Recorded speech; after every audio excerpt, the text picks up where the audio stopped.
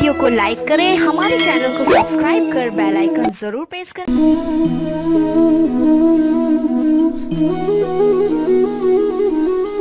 जगत में प्रत्येक व्यक्ति को किसी न किसी प्रकार की निर्बलता अवश्य होती। जैसे कोई बहुत तेजी से दौड़ नहीं पाता तो कोई अधिक भार नहीं उठा पाता, कोई असाध्य रोग से पीड़ित रहता है तो कोई पढ़े हुए पाठों को स्मरण में नहीं रख पाता। ऐसे अनेकों उदाहरण और भी हैं। क्या आप किसी ऐसे व्यक्ति को जानते हैं जिसे सब कुछ प्राप्त हो और हम जीवन की उस एक निर्बलता को जीवन का केंद्र मानकर जीते हैं? इस कारणवश हृदय में दुख और असंतोष रहता है सदा।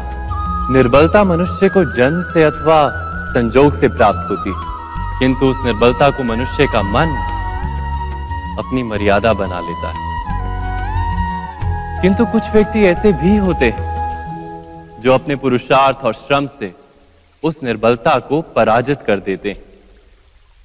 क्या भेद है उनमें और अन्य लोगों में? क्या आपने कभी विचार किया है? सरल सा उत्तर है इसका। जो व्यक्ति निर्बलता से पराजित नहीं होता, जो पुरुषार्थ करने का साहस रखता है हृदय में, वो निर्बलता को पार कर जाता है। अर्थात निर्बलता अवश्य ईश्वर देता है, किंतु मर्यादा मनुष्य का मन ही निर्मित करता है। स्वयं विचार कीजिए।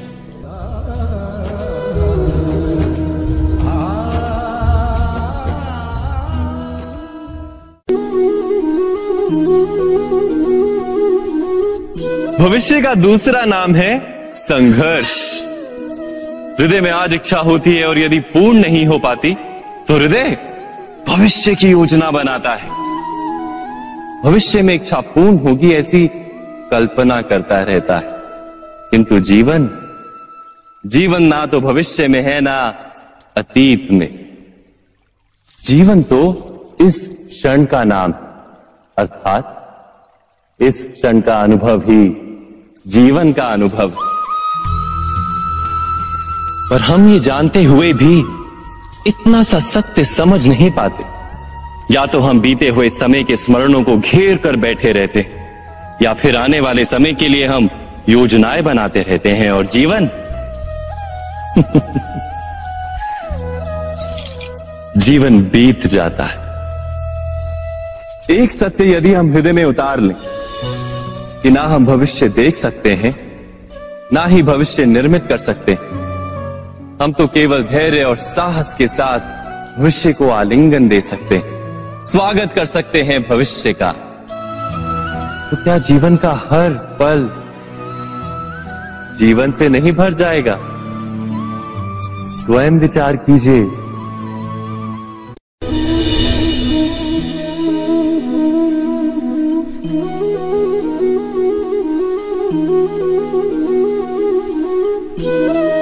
ज्ञान प्राप्ति सदा ही समर्पण से होती है, यह हम सब जानते हैं। किंतु समर्पण का वास्तविक महत्व क्या है?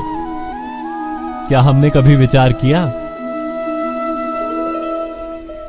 मनुष्य का मन सदा ही ज्ञान प्राप्ति में विभिन्न बाधाओं को उत्पन्न करता है। कभी किसी अन्य विद्यार्थी से ईर्ष्या हो जाती है, कभी पढ़ाए हुए पाठों पर संदेह जन्मता है, और कभी गुरु द्वारा दिया गया दंड मन को अहंकार से भर देता है। नहीं, क्या ऐसा नहीं होता? न जाने कैसे कैसे विचार मन को भटकाते हैं, और मन की इसी अयोग्य स्थिति के कारण हम ज्ञान प्राप्त नहीं कर पाते। मन की योग्य स्थिति केवल समर्पण से निर्मित होती है। समर्पण मनुष्य के अहंकार का नाश करता है, ईर्ष्या, महत्वाकांक्षा आदि भावनाओं को दूर कर हृदय को शांत करता है और मन को एकाग्र करता है। वास्तव में ईश्वर की सृष्टि में ना ज्ञान की मर्यादा है, ना ज्ञानियों की। गुरु दत्तात्रेय ने तो गाय और श्वान से भी ज्ञान प्राप्त कर लिया था। अर्थात विषय ब्रह्म ज्ञान का हो या जीवन के ज्ञान का या गुरुकुल में प्राप्त होने वाले ज्ञान का, उसकी प्राप्ति के लिए गुरु से अधिक महत्व है उस गुरु के प्रति हमारा समर्पण। क्या ये सत्य नहीं?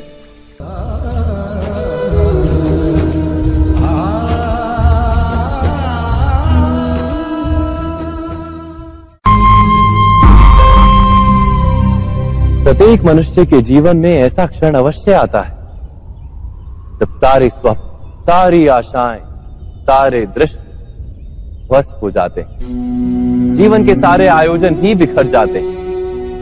एक और धर्म होता है और दूसरी ओर सुख। इसी को धर्म संकट कहते हैं।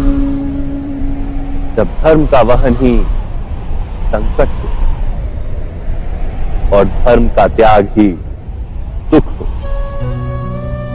विचार कीजिए, कभी किसी स्वजन के विरुद्ध सत्य बोलने का अवसर प्राप्त हो जाता है, कभी ठीक दरिद्रता के समय सरलता से चोरी करने का मार्ग प्राप्त हो जाता है, कभी किसी शक्तिशाली राजनेता या राजा के कर्मचारी का अधर्म प्रकट हो जाता है। सबके जीवन में ऐसी घटना बनती ही रहती है। अधिकतर लोग ऐसे किसी क्षण को धर्म संकट के रूप में जान ही नहीं पाते।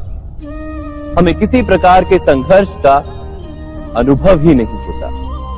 सहजता से सुख की ओर खींचे चले जाते हैं, जैसे मक्खी गुड़ की ओर खींची चली जाती।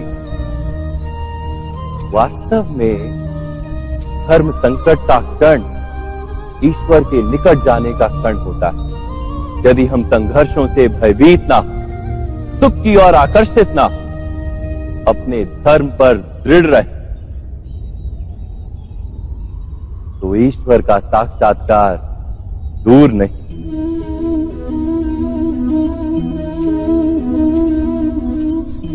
पवन से युद्ध करने वाला पत्ता यदि पेड़ से गिरता है तो भी आकाश की ओर उठता है।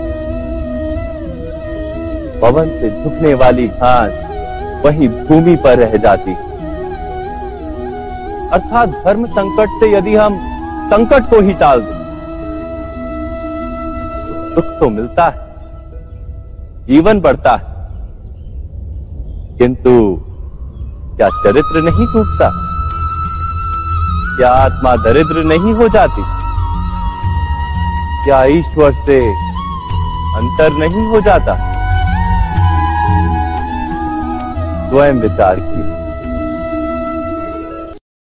दो व्यक्ति जब निकट आते हैं तो एक दूसरे के लिए सीमाएं और मर्यादाएं निर्मित करने का प्रयत्न अवश्य करते हैं। हम यदि सारे संबंधों पर विचार करें तो देखेंगे कि इन सारे संबंधों का आधार यही सीमाएं हैं जो हम दूसरों के लिए निर्मित करते हैं।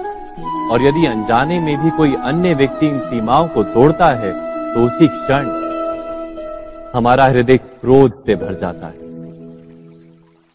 इन सीमाओं का वास्तविक रूप क्या है? क्या हमने कभी विचार किया? सीमाओं के द्वारा हम दूसरे व्यक्ति को निर्णय करने की अनुमति नहीं देते, अपना निर्णय उस व्यक्ति पर थोपते, अर्थात किसी की स्वतंत्रता का अस्वीकार करते हैं। और जब स्वतंत्रता का अस्वीकार किया जाता है तो उसका हृदय दुख से भर जाता है। और जब वो सीमाओं को तोड़ता है तो हमारा हृदय क्रोध से भर जाता है। क्या ऐसा नहीं होता?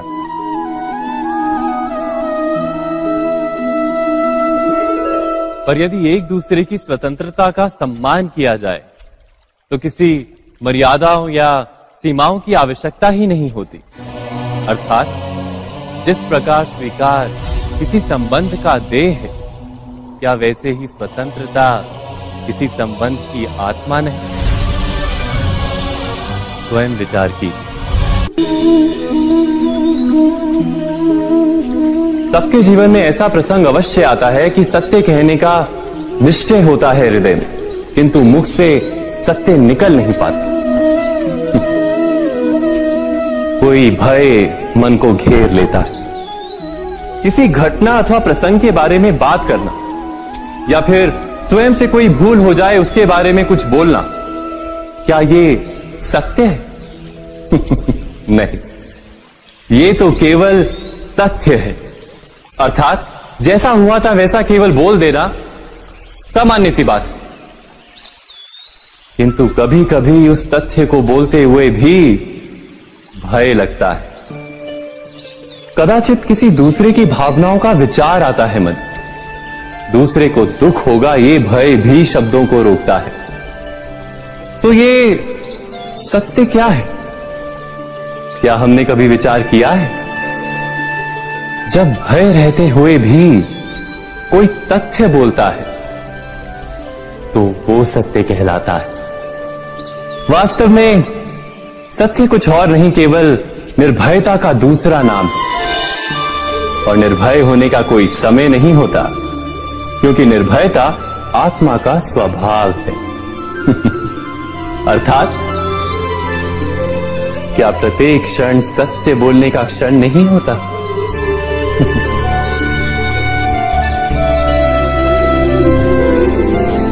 स्वयं विचार कीजिए।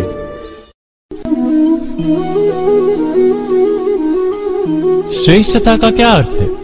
श्रेष्ठता का अर्थ है दूसरों से अधिक ज्ञान प्राप्त करना। अर्थात मूल्य इस बात का नहीं कि स्वयं कितना ज्ञान प्राप्त किया, मूल्य इस बात का है कि प्राप्त किया हुआ ज्ञान अन्य लोगों से कितना अधिक है। अर्थात श्रेष्ठता की इच्छा ज्ञान प्राप्ति को भी एक स्पर्धा बना देती है। और स्पर्धा में विजय अंतिम कब होती है?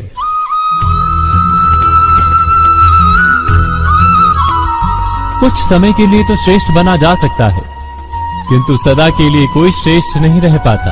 फिर वही असंतोष, पीड़ा और संघर्ष जन्म लेता है।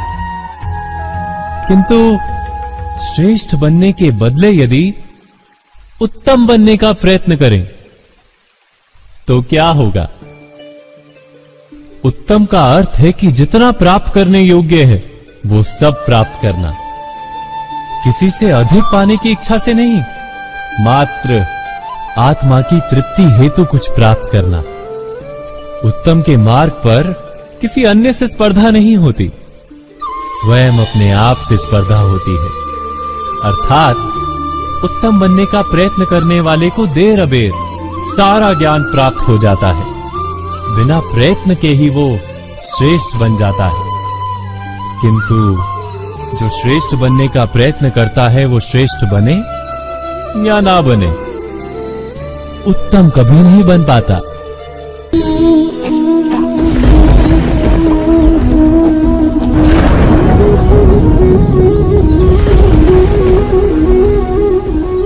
सपनों और पूर्वाभासों के आधार पर हम भविष्य के सुख दुख की कल्पना करते हैं। भविष्य के दुख का कारण दूर करने के लिए हम आज योजना बनाते हैं। किंतु कल के संकट को आज निर्मूल करने से हमें लाभ मिलता है या हानि पहुंचती है?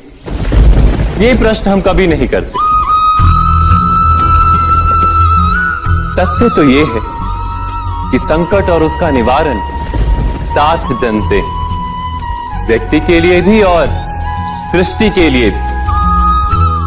नहीं, आप अपने भूतकाल का स्मरण कीजिए, इतिहास को देखिए, आप तुरंत ही ये जान पाएंगे कि जब जब संकट आता है तब तब उसका निवारण करने वाली शक्ति भी जन्म लेती है।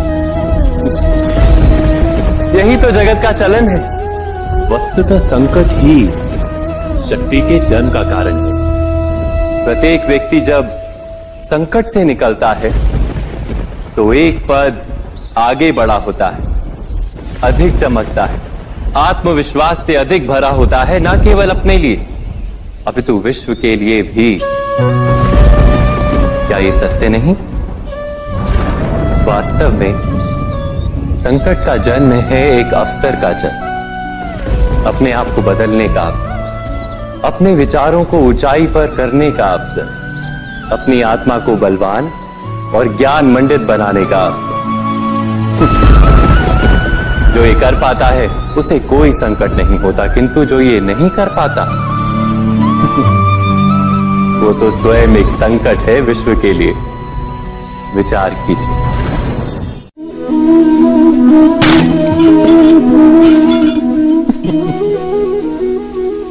कभी कभी कोई घटना मनुष्य के जीवन की सारी योजनाओं को तोड़ देती और मनुष्य उस आघात को अपने जीवन का केंद्र मान लेता। पर क्या भविष्य मनुष्य की योजनाओं के आधार पर निर्मित होते हैं? नहीं। जिस प्रकार किसी ऊंचे पर्वत पर सर्वप्रथम चढ़ने वाला उस पर्वत की तलाई में बैठकर जो योजना बनाता है, क्या वही योजना उसे उस पर्वत की चोटी तक पहुंचाती है? नहीं। वास्तव में वो जैसे जैसे ऊपर चढ़ता है वैसे वैसे उसे नई नई चुनौतियां, नई नई विडंबनाएं, नए नए अवरोध मिलते हैं। प्रत्येक पद पर वो अपने अगले पद का निर्णय करता है। प्रत्येक पद पर उसे अपनी योजनाओं को बदलना पड़ता है। कहीं पुरानी योजना उसे खाई में ना ढकेल दे। वो पर्वत को अपने योग्य नहीं बना पाता, केवल स्वयं को पर्वत के योग्य बना सकता है। क्या जीवन के साथ भी ऐसा ही नहीं? जब मनुष्य जीवन में किसी एक चुनौती को, एक अवरोध को अपने जीवन का केंद्र मान लेता है, अपने जीवन की गति को ही रोक देता है, तो वो अपने जीवन में सफल नहीं बन पाता और ना ही सुख और शांति प्राप्त कर पाता। अर्थात जीवन को अपने योग्य बनाने के बदले स्वयं अपने को जीवन के योग्य बनाना ही सफलता और सुख का एकमात्र मार्ग नहीं। स्वयं विचार कीजिए।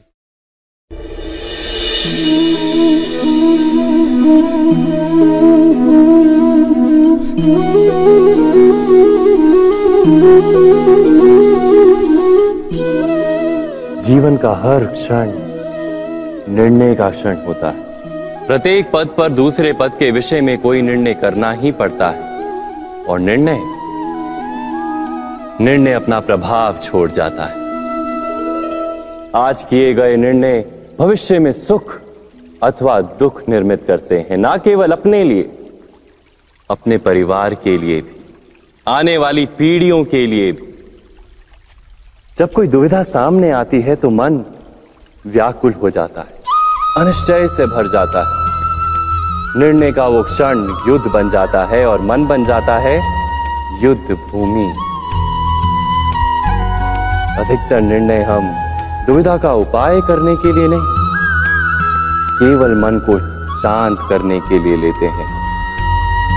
पर क्या कोई दौड़ते हुए भोजन कर सकता है? नहीं। तो क्या युद्ध से जूझता हुआ मन कोई योग्य निर्णय ले पाएगा? वास्तव में शांत मन से जब कोई निर्णय करता है तो अपने लिए सुखद भविष्य बनाता है। किंतु अपने मन को शांत करने के लिए जब कोई निर्णय करता है तो वो व्यक्ति भविष्य में अपने लिए कांटों भरा वृक्ष लगाता है। स्वयं विचार कीजिएगा।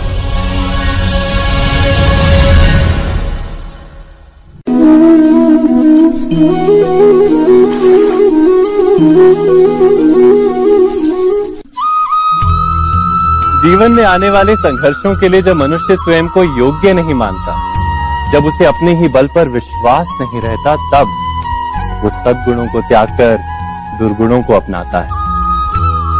वस्तुतः मनुष्य के जीवन में दुर्जनता जन्म ही तब लेती है जब उसके अंतर में आत्मविश्वास नहीं होता। आत्मविश्वास ही अच्छाई को धारण करता है। ये आत्मविश्वास है क्या?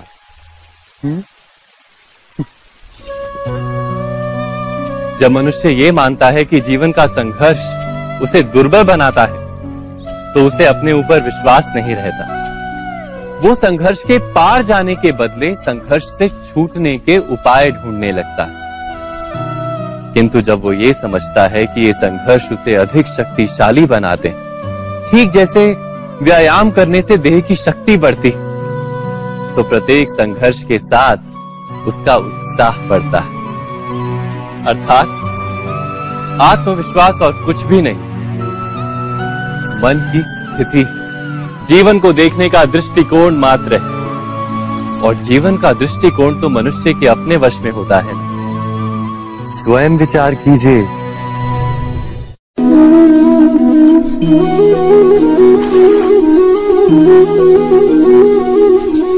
पिता सदा ही अपने संतान के सुख की कामना करते, उनके भविष्य की चिंता करते रहते। इसी कारणवश सदा ही अपने संतानों के भविष्य का मार्ग स्वयं निश्चित करने का प्रयत्न करते रहते। जिस मार्ग पर पिता स्वयं चला है, जिस मार्ग के कंकर पत्थर को स्वयं देखा है, मार्ग की छाया, मार्ग की धूप को स्वयं जाना है, उसी मार्ग पर उसका पुत्र भी चले, यही इच्छा रहती है हर पिता की। निस्संदेह उत्तम भावना है ये, किंतु 3 प्रश्नों के ऊपर विचार करना हम भूल ही जाते। कौन से प्रश्न? प्रथम प्रश्न, क्या समय के साथ प्रत्येक मार्ग बदल नहीं जाते? क्या समय सदा ही नई चुनौतियों को लेकर नहीं आता? तो फिर बीते हुए समय के अनुभव नई पीढ़ी को किस प्रकार लाभ दे सकते हैं? दूसरा प्रश्न, क्या प्रत्येक संतान अपने माता पिता की छवि होता है? हाँ, संतानों को संस्कार तो अवश्य माता पिता देते हैं, किंतु भीतर की क्षमता तो ईश्वर देते हैं। तो जिस मार्ग पर पिता को सफलता मिली है, विश्वास है कि उसी मार्ग पर उसकी संतानों को भी सफलता और सुख प्राप्त होगा। तीसरा प्रश्न, क्या जीवन के संघर्ष और चुनौतियां लाभकारी नहीं होती? क्या प्रत्येक नया प्रश्न एक नए उत्तर का द्वार नहीं खोलता? तो फिर संतानों को नए नए प्रश्नों, संघर्षों और चुनौतियों से दूर रखना, ये उनके लिए लाभ करना कहलाएगा या हानि पहुंचाना? अर्थात जिस प्रकार संतान के भविष्य का निर्माण करने के बदले उसके चरित्र का निर्माण करना श्रेष्ठ है, वैसे ही संतानों के जीवन का मार्ग निश्चित करने के बदले उन्हें नए संघर्षों के साथ जूझने के लिए मनोबल व ज्ञान देना अधिक लाभदायक नहीं होगा? स्वयं विचार कीजिए। मनुष्य की सबसे बड़ी दुर्बलता क्या होती है? सोचिए। धन, प्रेम, अहंकार। मनुष्य की सबसे बड़ी दुर्बलता होती है उसके रहस्य।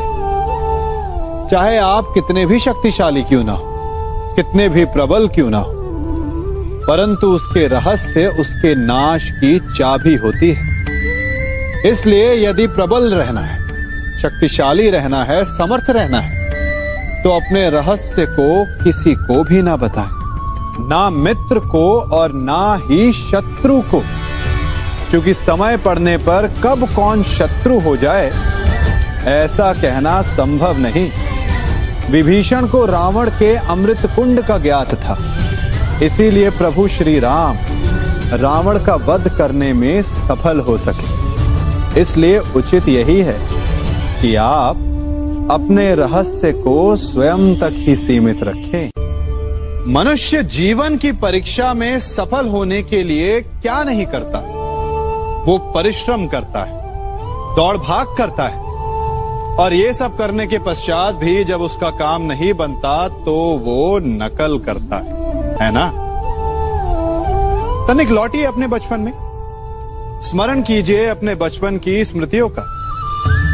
क्या स्मरण हुआ? विद्यालय में जब आप परीक्षा देने जाते थे तो क्या होता था? आप ना सही, परंतु कोई ना कोई सफलता पाने के लिए नकल करता ही था और उत्तीर्ण भी हो जाता था, है ना? परंतु जीवन की परीक्षा ऐसी नहीं होती।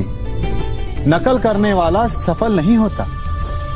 कारण विद्यालय में सबके प्रश्न पत्र एक होते थे, परंतु जीवन के प्रश्न पत्र और उनकी कठिनाई सबके लिए भिन्न होती, तो निश्चित रूप से उनके उत्तर भी भिन्न होंगे ना। इसलिए यदि आपको जीवन में सफलता पानी है तो नकल ना कीजिए। स्वयं के प्रश्नों का उत्तर स्वयं ढूंढिए और सफलता आपकी ही होगी। मनुष्य का जीवन हार और जीत, विजय और पराजय, सफलता और असफलता के मध्य झूलता रहता है। आपके साथ भी ऐसा होता होगा, है ना? जब आप सफल होते हैं, किसी चुनौती पर विजय पाते हैं, तो मन प्रसन्नता से आनंद के उपवन में झूमने लगता है। और जब आप असफल होते हैं, तब मन दुख और पीड़ा के सागर में डूबने लगता है। परंतु वास्तव में सफलता और असफलता है क्या? तनिक ध्यान से सोचिए। ये केवल हमारी मनोस्थिति मात्र है। हमारी पराजय तब नहीं होती जब हमारा शत्रु विजय प्राप्त कर ले। हमारी पराजय तब होती है जब हम पराजय स्वीकार कर लें। हम असफल तब नहीं होते जब हम लक्ष्य ना पा सके। हम असफल तब होते हैं जब हम प्रयास करना बंद कर दें। इसलिए प्रयास करते रहें और हार ना मानें, क्योंकि जिस दिन आप हार स्वीकारना बंद कर देंगे, जीत आपके चरणों में होगी।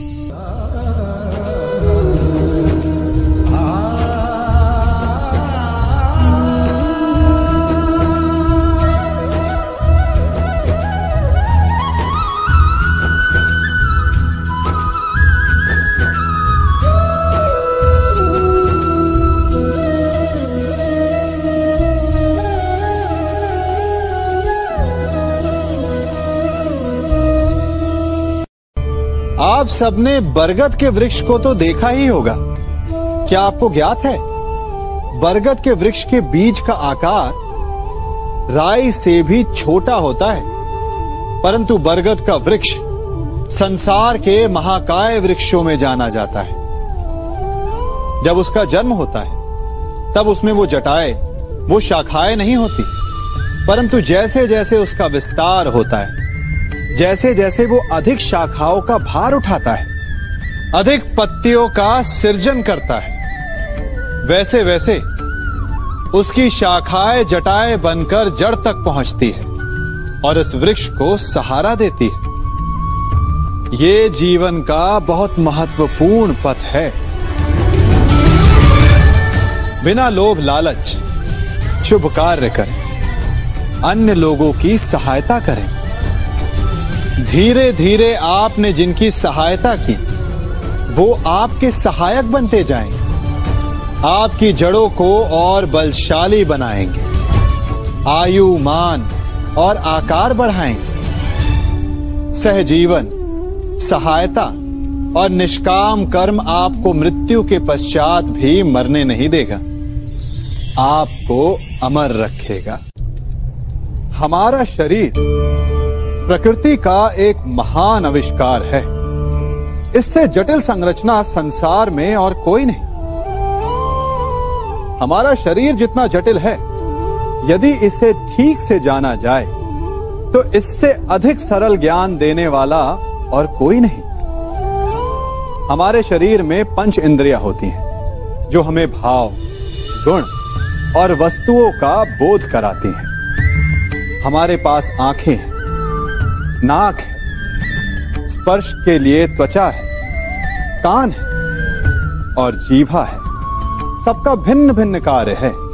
आंखों से देखना, कानों से सुनना, नथनों से श्वास लेना, त्वचा से स्पर्श करना और जीभा से स्वाद लेना। परंतु क्या आपने कभी सोचा कि प्रकृति ने हमें 2 आंखें दी, 2 नथने दी, 2 कान दी, स्पर्श के लिए ये पूरा शरीर दिया, परंतु जीभा केवल 1 दी? ऐसा क्यों?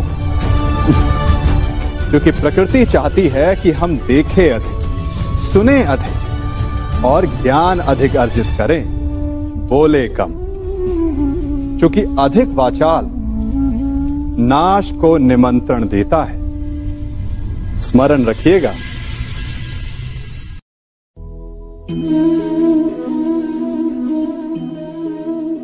ये सदा यही कहते आए कि यदि आगे बढ़ना है तो अपनों का साथ दो। सत्य कहते हैं, अपनों का साथ देना ही चाहिए, परंतु साथ देने से पूर्व ये अवश्य पहचान लेना चाहिए कि अपने हैं कौन। क्या अपने वही होते हैं जिनके साथ हमारा रक्त संबंध होता है, या अपने मित्र? अपने वो होते हैं जो हमें सद्कार्य के लिए प्रेरित करें, हमें आगे बढ़ाएं, हमारा साथ दें। और वो जिनका साथ देने से समाज का नाश, धर्म की हानि हो, वो सगे हो करके भी सगे नहीं होते। इसलिए जब अपनों की परिभाषा का चुनाव करें तो उन्हें अपना माने जो आपका साथ दे, उन्हें नहीं जो हमें अज्ञान के मार्ग पर ले जाएं।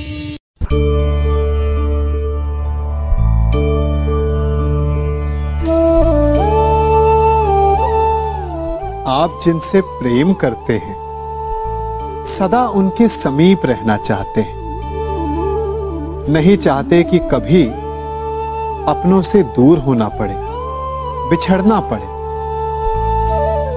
परंतु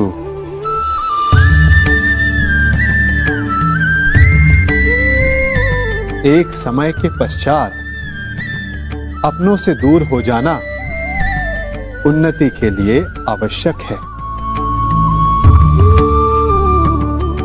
आप माता पिता हैं ना, यदि आप अपनी संतान के जीवन के हर पग पर उनका मार्गदर्शन करते रहेंगे तो आपकी संतान स्वयं मार्ग चुनना कैसे सीखेगी, मार्ग के कांटों से स्वयं को बचाना कैसे सीखेगी। इसीलिए एक समय के पश्चात अपनों से बनाई गई दूरी सदा लाभदायक रहती है। आज मैं आप सबको एक कथा सुनाता हूं। एक दिन प्रातः एक व्यापारी अपने घर से निकला। घर से निकलते ही एक बिल्ली ने उस व्यापारी का मार्ग काट दिया। व्यापारी घबरा गया, वो फिर से घर लौट गया और शुभ घड़ी की प्रतीक्षा करने लगा।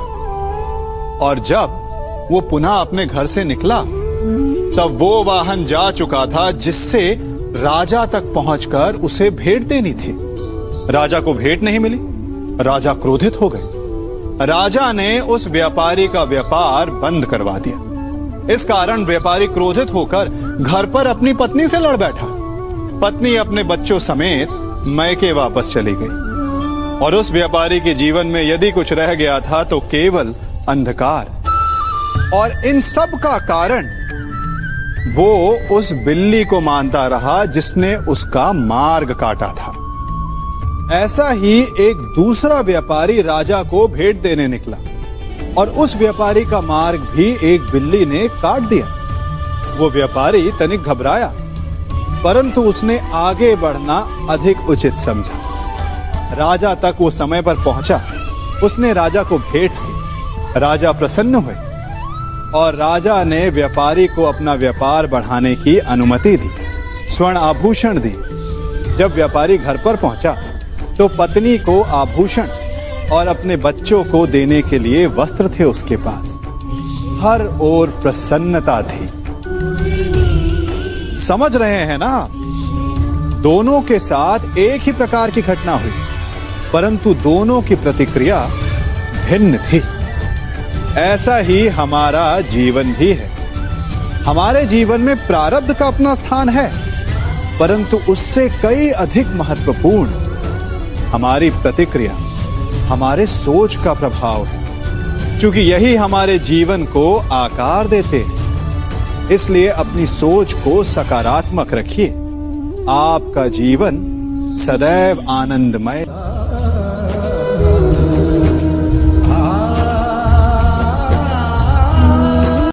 हम सभी अपने जीवन में कोई ना कोई कार्य करते हैं। कार्य करते हैं तो थकान की अनुभूति होती है, और यदि थकान ना उतरे तो कार्य करने का मन नहीं करता। हम आशा करते हैं कि कदाचित एक दिन में 24 के स्थान पर 26 घंटे होते तो आराम करने के लिए हमें और अधिक समय मिल जाता, हमें ऐसा अनुभव होता है कि हम बहुत अधिक कार्य कर रहे हैं, है ना? परंतु क्या आपने कभी सोचा है कि जो लोग संसार में सफल हैं, उनके पास भी सफल होने के लिए दिन में केवल 24 घंटे थे, तो फिर वो सफल क्यों हैं? इसका एक छोटा सा रहस्य है। वो कार्य चुनते हैं जो उन्हें प्रिय है, जिसे करने में उन्हें आनंद आता है। उन्हें लगता ही नहीं कि वो कार्य कर रहे हैं, उन्हें लगता है कि वो प्रतिपल आनंद मना रहे हैं। और जब आप आनंद मनाते हैं तो थकान कैसी? इसलिए यदि आप जीवन में कोई भी कार्य करें तो वो आपके मन को भाना चाहिए, या जो कार्य आप कर रहे हैं उसे अपने मन को भा देने दो। सफलता आपको मिलेगी। कभी सोचा है हमारा जीवन भी उस रेत की घड़ी की भांति है? जो रेत नीचे गिर चुकी है वो हमारा अतीत है, जो अब भी ऊपर है वो हमारा आने वाला भविष्य है, और वर्तमान ये संकुचित स्थल है जहां से धीरे धीरे करके रेत गिर रही है। अर्थात हमारे पास जीने के लिए यही एक क्षण है। उसका उपयोग कैसे करना है ये हम पर निर्भर करता है। जो बीत गया उसका दुख मनाना है, या जो भविष्य में होने वाला है उसकी प्रतीक्षा में क्रोध करना है। सब कुछ करने के लिए यही एक क्षण है। प्रसन्न रहना है तो उसके लिए भी यही एक पल है। प्रतीक्षा करते रहोगे तो ये पल भी भूतकाल में बदल जाएगा। इसलिए आनंद के लिए, परोपकार के लिए प्रतीक्षा ना कीजिए। आपके पास जो पल है उनका भरपूर सदुपयोग कीजिए, क्योंकि इस घड़ी को पलटकर आप फिर से समय अवश्य गिन सकते हैं, परंतु अपना बीता हुआ समय आप वापस नहीं लौटा पाएंगे।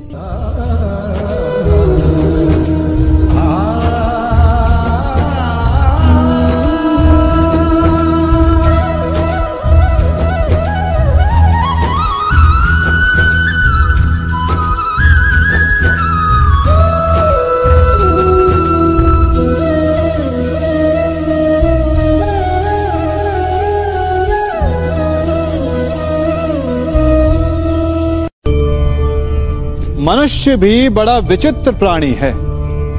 अपनों से नीचे के स्तर के लोगों को वो हे दृष्टि से देखता है, उनका उपहास उड़ाता है, उनसे बार बार कहता है कि तुम्हारा कुछ नहीं हो सकता, तुम भविष्य में कुछ नहीं कर पाओगे।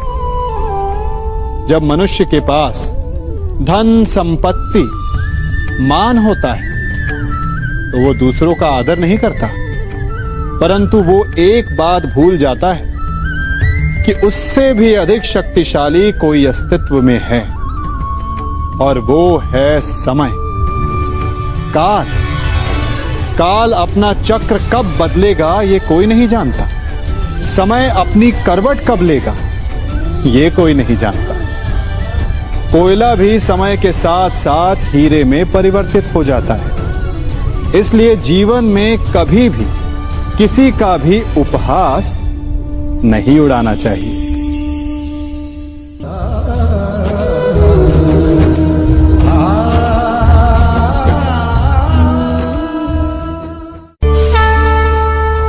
गर्व, अभिमान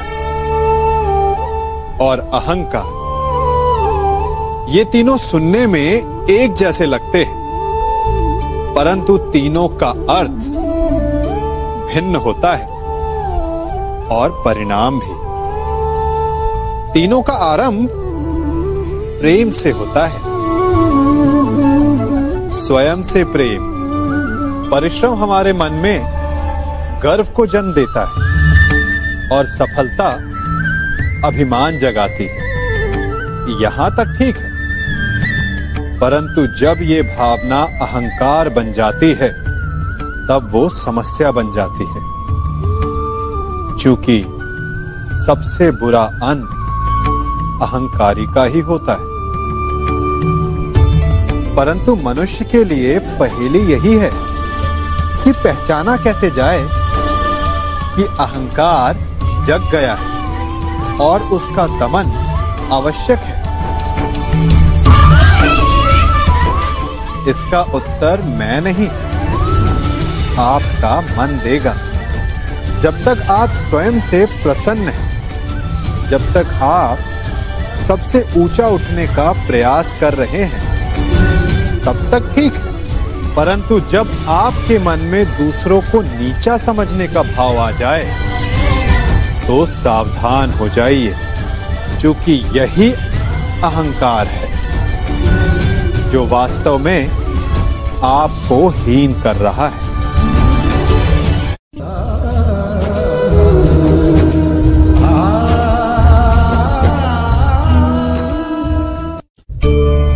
आज मैं आप सबको एक कहानी सुनाता हूं। एक दिन गोकुल में दो व्यापारी आए। एक व्यापारी शहद का था, बड़ा मीठा शहद था उसका, परंतु वो गोकुल में टिक नहीं पाया। उसके व्यापार ने घाटा खाया और शीघ्र ही वो गोकुल छोड़कर चला गया। और दूसरा व्यापारी मिर्च का था। पहले दिन वो एक पोटली लाया और दूसरे ही दिन वो पूरी बैलगाड़ी भर कर लाया और धीरे धीरे पूरी मथुरा में उसकी धाक जम गई। मुझे बड़ा आश्चर्य हुआ, तो मैंने बाबा से पूछा कि ऐसा क्यों कि एक मीठे शहद का व्यापारी कंगाल हो गया और एक मिर्च का व्यापारी धीरे धीरे नगर सेठ बन गया। बाबा मुस्कुराए और उन्होंने कहा कि मीठी बोली बोलने वाले की तीखी मिर्च भी बिक जाती है और जो कड़वी बोली बोलता है उसका मीठा शहद भी नहीं बिकता। वाह, कितने उत्तम विचार हैं उनके, और उचित ही है। मनुष्य अपने जीवन में सदैव अपने वचनों से उठता है और अपने वचनों से ही गिरता है। इसलिए अपने जीवन में सदैव मीठी बोली बोलने का प्रयास कीजिए, आपका जीवन सरल हो जाएगा। मनुष्य की सबसे बड़ी दुर्बलता क्या होती है? सोचिए। धन, प्रेम, अहंकार।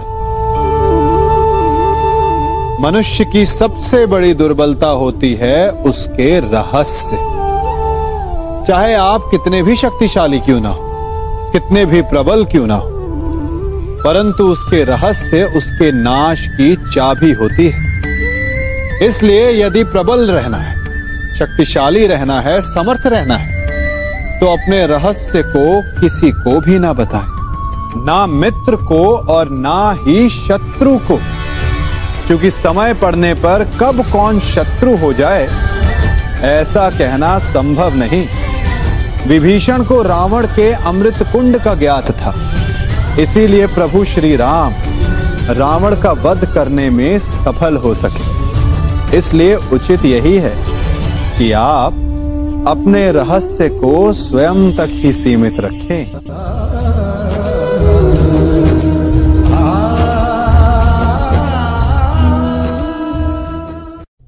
युवा अवस्था भी हमारे जीवन का कितना सुंदर काल होता है ना। बाहु में बल, मन में कुछ बड़ा कर जाने की चाह, आंखों में भविष्य के सुंदर और कोमल सपने। और इसी अवस्था में मनुष्य के भीतर पनपता है प्रेम।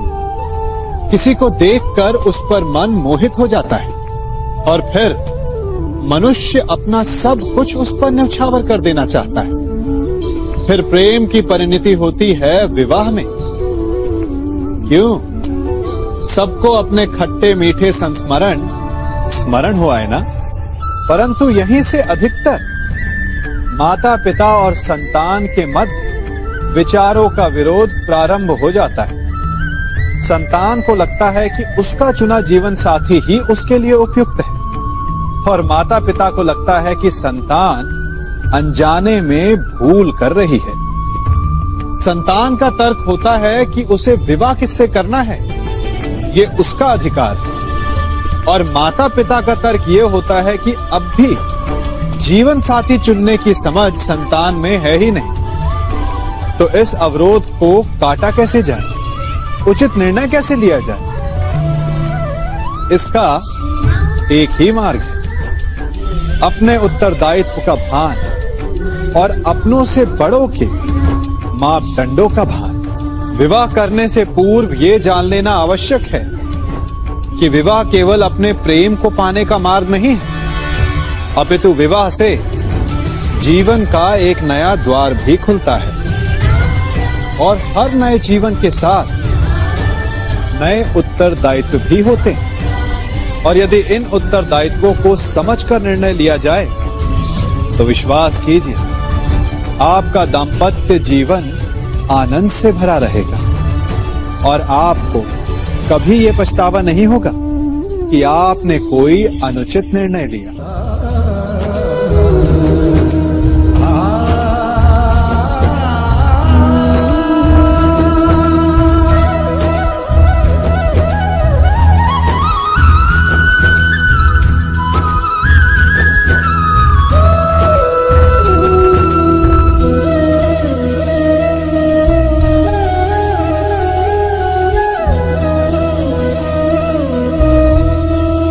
जब सागर का जल वाष्प बनकर उड़ता है तब वो हमें दिखाई नहीं देता। मेघ उस जल को अपने भीतर छिपा लेते हैं, लंबी यात्रा करते हैं, प्रयास करते हैं कि वो जल सदा उनके भीतर छिपा रहे।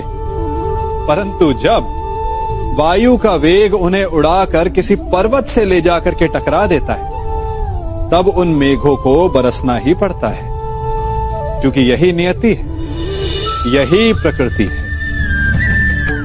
क्योंकि जल को सागर में जाकर मिलना ही है।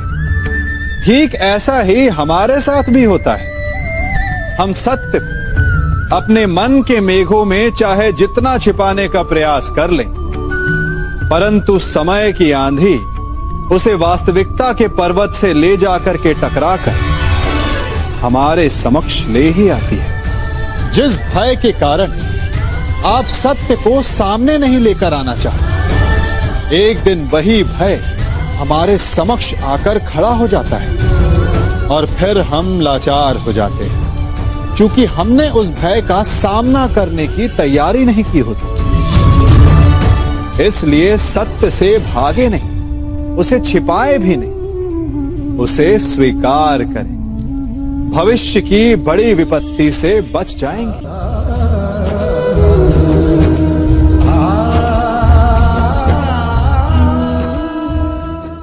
कभी कभी आप सबके जीवन में एक ऐसी विचित्र समस्या अवश्य आती है कि शक्तिशाली के समक्ष मौन हो जाए। उस शक्तिशाली से विवाद करने से बचने के लिए आप मौन रह जाते। मानता हूं, ऐसा करने से आप एक विवाद से बच जाते, एक संघर्ष से बच जाते, परंतु ऐसा बचाव एक बड़े संघर्ष को जन्म दे देता है। कैसे?